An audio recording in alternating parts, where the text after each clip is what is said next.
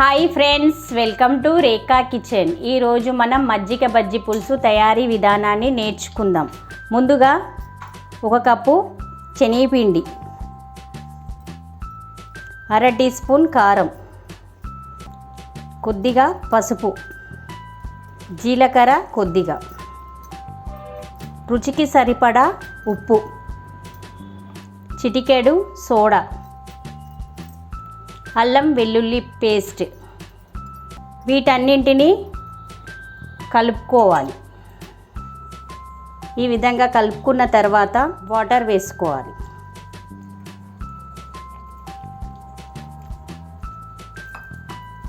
ఉండలు లేకుండా కలుపుకోవాలి.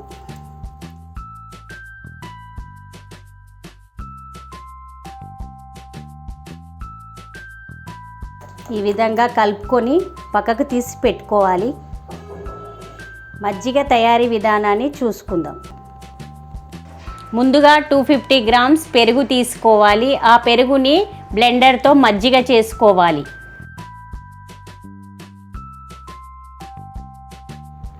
మజ్జిగలో అల్లం వెల్లుల్లి పేస్ట్, టేస్ట్కి సరిపడా ఉప్పు, కారం, పసుపు, ముందుగా తడిపి పెట్టుకున్న శనగపిండి ఇందులో కొద్దిగా వేసుకోవాలి.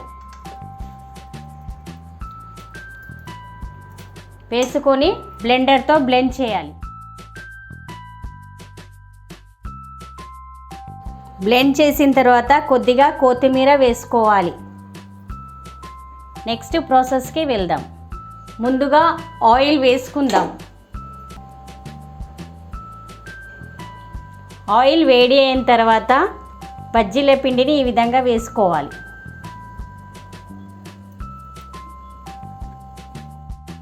ఈ కలర్ వచ్చేంత వరకు చూసుకొని తీసి వేసుకోవాలి.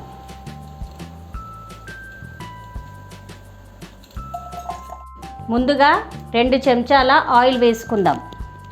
దాంట్లో పోపు దినుసులు వేసుకుందాం. పోపుని నూనెలో మంచిగా వేగనివ్వాలి. ఎండుమిర్చి, కరివేపాకు రెబ్బలు. ఈ పోపులో మజ్జిగ చారు వేసుకుందాం.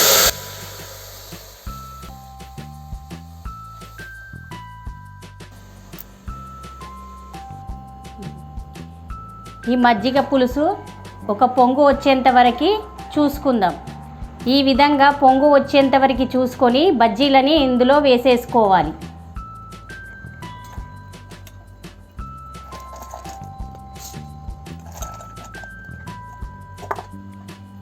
ఈ విధంగా వేసుకొని కలుపుకోవాలి.